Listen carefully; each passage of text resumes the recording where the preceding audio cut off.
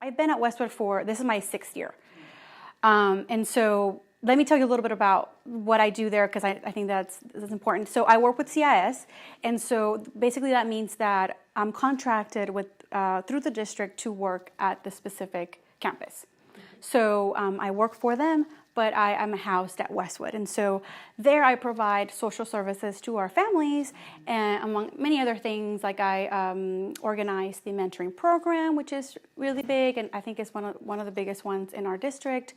And I provide support to our administrators and our staff, anything from crisis to behavioral, anything like that. And I work a lot with our parents. And our students, I do support groups and different things like that. So part of my job is to kind of connect our parents to different resources in the community. And so I was finding it hard to, we didn't have partnerships with any other companies or agencies before the church. And so when we needed basic things like school supplies or uniforms, we didn't know how to meet those needs. And so when I heard her speak, it was like, oh my gosh, we need that on our school. So I came to her and I said, we're right across from them.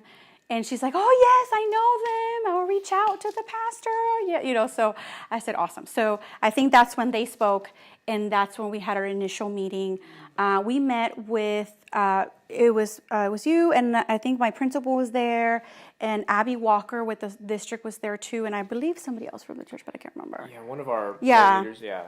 So we met and we just kind of chatted about the needs of the campus, and we really were kind of interested in partnering with our wellness night, but through that, other needs came, and so that's how it really happened.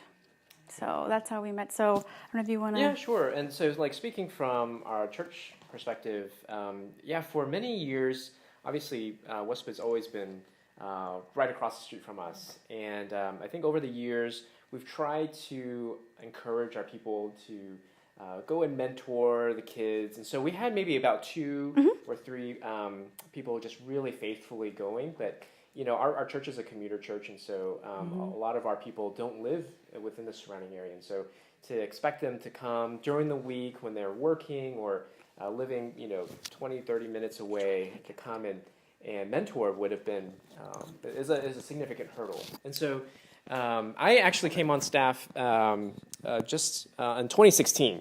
And so we, Pastor David, you may have met him earlier this morning. We went to a prayer conference, prayer summit, a Houston prayer summit, and that's where I met Marilyn, and I think that's where the conversations started to begin. And we've always wanted to try to do something with the school. We just didn't know how, and Marilyn really was a helpful kind of resource, especially with Loving Houston, to be able to get us trained and get us connected. And so really when we reached out to Betsabeth, we really came in with wanting to just listen and really kind of just see where the needs are and how we can help as a church.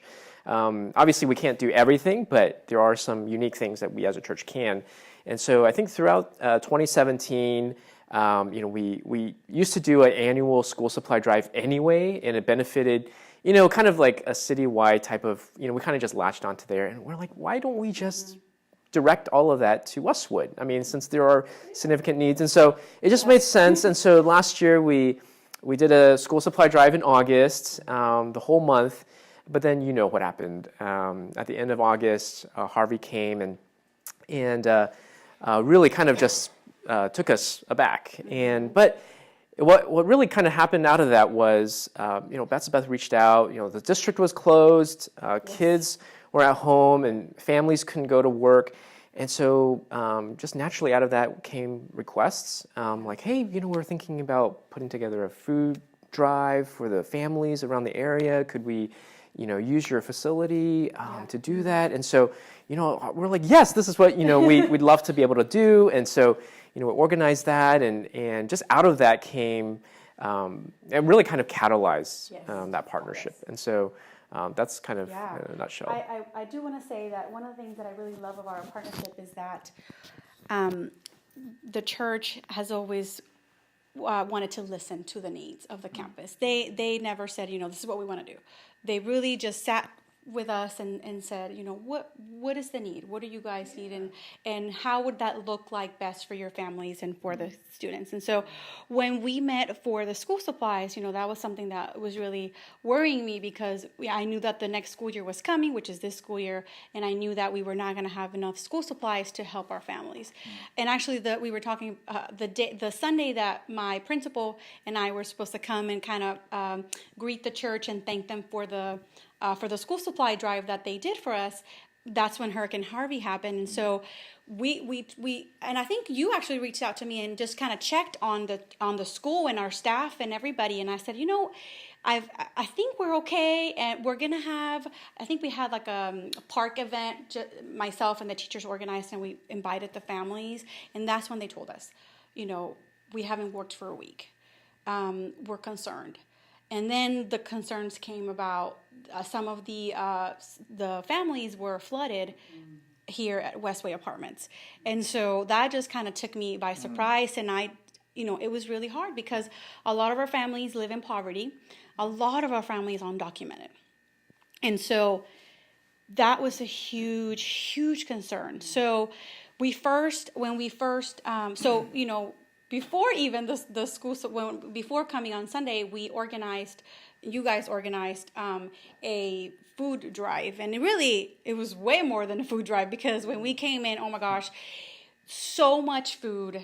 They had all sorts of things. They had hygiene products, cleaning supplies, pet food. I mean, you name it, they had it. And it was awesome. We had an amazing turnout, both by the church members and by our families. It was amazing. We had a bunch of teachers come as well, and so because we didn't know if the school was closed for 2 weeks, and so all our kids get free lunch and breakfast, and so we were concerned because we just had summer. We were just in school, I think, for a week, if that, and so we were concerned. It was huge. And so, and for a family that lives in poverty, that lives paycheck to paycheck, not working for a week, 2-3 weeks, that changes their whole budget for the whole year. And so we had that huge event, and we actually they were able to open the doors for the church, and the families came in, and they were able to kind of connect with them and with us. And after that, we did another event that same week on Friday, I remember, and we had another drive where we were able to help the families further.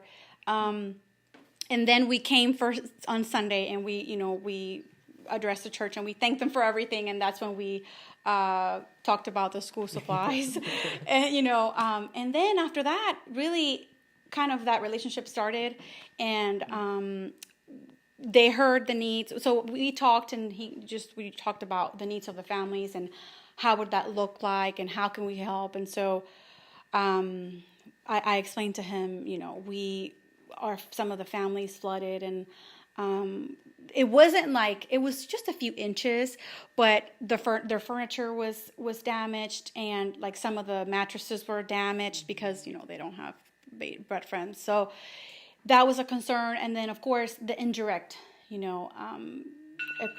economy situation, right? So families were not working, like I said. So actually, the church donated an amount to CIS at Westwood, and I don't know if you want to talk about that and how that happened. And Sure, yeah. And so, because of everything that happened with Harvey, obviously people wanted to give for Harvey relief. And so we had set up a fund, and part of our heart was we wanted to be able to bless or be able to help our surrounding communities. And so, we made the decision to, there were multiple ways we could have done it.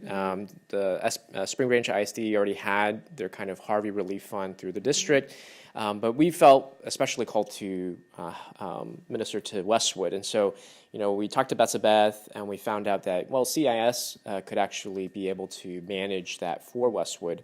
And so that's how we did it. And just ongoingly, part of the school supply, I just praise God for his timing, because I think part of it, all of it was because beginning in August, we kept promoting the school supply drive. We kept promoting about Westwood. And so people already had in their minds about the school, about the needs. And so I think when the time came with Harvey relief, it was just a very natural kind of bridge. And so, out of the school supply drive, we also accepted a lot of monetary gifts. And so we took that as a ongoing be able to support Westwood and throughout the year, because I know Betsabeth had mentioned they have a lot of kind of new students come in mid-year, and so a lot of the initial supplies that companies or memorial area ministries. The district has an education fund, and so we get a little bit. That's all we get. So the new students who come in mid-year can't benefit from December, that, right? So. And we've had a lot of an influx of incoming students, a lot of immigrants, undocumented immigrants, even now. So, and so a little bit after that, the church had already signed up for the dictionary project. And so basically they sponsored the third grade class, the whole grade level, with a dictionary to everybody. So they did that, and so they came to the school and they talked to the kids. They read with the kids, and that was pretty awesome. And then we partnered. After that, it's just kind of we had that relationship. So we kind of had the relationship for me to call and say, hey, recently we've noticed that a lot of our fourth graders and fifth graders were, smelling a little bit. And so we noticed that they had some need for deodorants and for a hygiene education class. And so the nurse and I, kind of talked, and we were like, what do? We really want to give all our fourth and fifth graders a deodorant and show them how to use it, talk to them about hygiene, what that means, how that looks like. And so we have about 200 and almost 250, 200 fourth and fifth graders. And so that's a lot of deodorants. So we didn't know what to do. And so we thought about it. And this was recent, like last month. And so my nurse said, why don't you call Nathan? And I said, I didn't want to be that person that kept asking for things, and I kind of felt guilty, but I called him and he's like, sure, yes, we would love to help with that. And sure enough, we got the deodorants, and we were able to have a class with the fourth and fifth graders and talk to them about hygiene and what to do and what not to do and how we need to, take a shower every day. And I actually pulled a deodorant and showed them, and everybody was laughing, but I knew that they needed to see it, so I told them, do it, just different tips like that. So that was a huge blessing. So just little things like that. Of course, before that in December, so our kinder class or grade level was really thankful, and they're really awesome about really being thankful to the community when they help out. And so they usually do an annual a Christmas caroling that they go to Walmart and different things, and they said we want to go to the church. And so we were like, okay. So they came to the church. And before they came to the church, I actually called Nathan and talked to him about that. And he said, yeah. And so we were talking, and then he just kind of mentioned, is there anything we can do at this moment, in December, right before the break? And so, I said, I've never, in the 6 years that I've been at Westwood, gotten any, that many calls from parents saying, I don't know how I'm going to do Christmas for my kids. So I didn't know how that would look like, and we really organized this in a week. So we talked, and he said, let me bring it back to the team, and you can talk more about that. Sure, yeah. And so, again, we, out of the generosity of our people and through the Harvey Fund, we talked about, all of these students and families were impacted by Harvey, and which led to where they are. And so, we're able to utilize some of those funds to be able to bless them with gift cards. We gave the gift cards to the teachers, who then went to purchase the gifts. So the first time that we got the donation, we received gift cards from the church, and so we received a monetary donation, and the CIS purchased gift cards, and I distributed them. So this time around, my vision was to actually provide these families with the actual items. That was in my heart, and I talked to Nathan about it, and he really understood where I was coming from. And so we didn't know how to do this. And so basically they provided the donation to CIS, and CIS provided the gift cards from that donation. And then myself and a couple of teachers went ahead and bought not only gifts, but we bought PJs and shoes and pants and sweaters and jackets, just basic items for the winter, and basic items really for 82 of our kiddos. So really, it was a huge blessing from the church. And like I said, it's really that they hear the needs, and that they really trust me and us for us to say, we really want to do it in this way. We feel like this is going to benefit the families the best. And so that's how we did that. And we really organized that. I think in a week. It was great. Yeah. And I think a large part of this year being our first kind of formal year partnership, one of the things that as far as the church's perspective, one of the things that on my heart was I wanted to be able to have just a posture of listening, being able to just respond as for their needs. And one of the big things I think may have covered the aspect or the value of mentoring the kids, knowing our previous history with the mentoring, where I was rethinking about what would that mentoring look like. And so one of the things that I really wanted to push this year is for our staff to begin mentoring, because we're already here during the week. I walked it. It's a 2-minute walk, just across the street, and so I challenged our team. Hey, if we really believe in the value of mentoring, we need to be examples of it. We need to model it.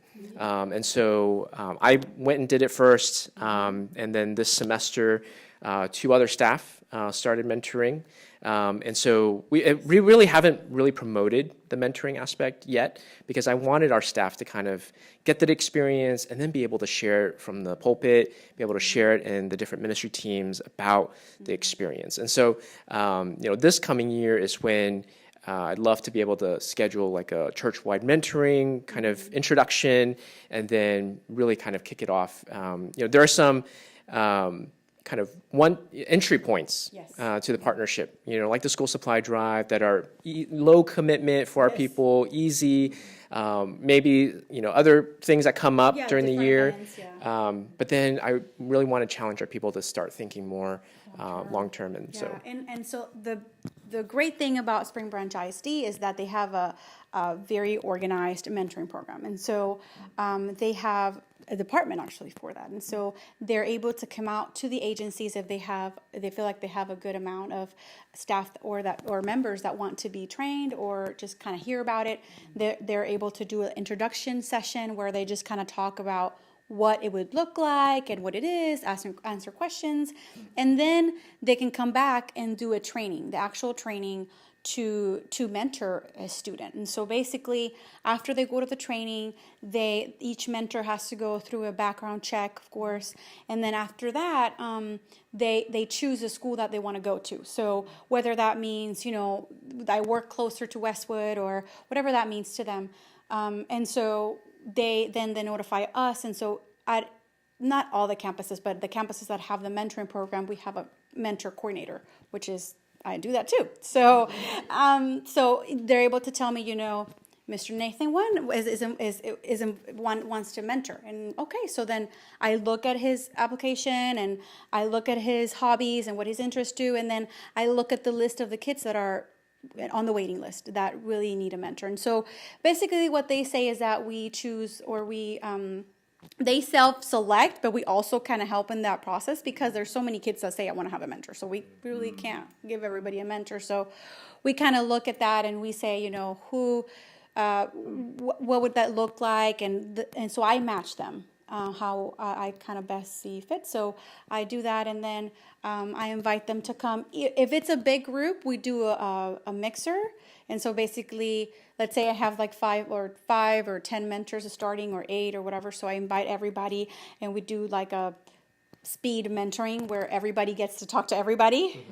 And then after that, we ask the mentors to kind of see if they had a special connection with somebody, and then they get matched. And so basically it's male to male, and, you know, girls with women and boys with men, and it's one-on-one. And so they basically commit to visit that student once a week or every other week during their lunch and recess time. So that's really a long-term relationship that you form with that student. And really, mentors are kind of like our eyes on campus, because we have 600 kids, and I can't make sure that everybody is wearing a sweater or everybody's okay, and just to kind of check on them. So they're able to do that and check on them and empower them, and, you know, just kind of lift them up. And make sure that they're doing well. So that's the mentoring program. And so hopefully next year we can partner again and in a greater way in that way. And I think I really believe in the mentoring program, and you see the progress. Like, you can even look at the kids' report cards and see the progress. So it's really amazing. So it's a great program, and I really believe in it. So yeah.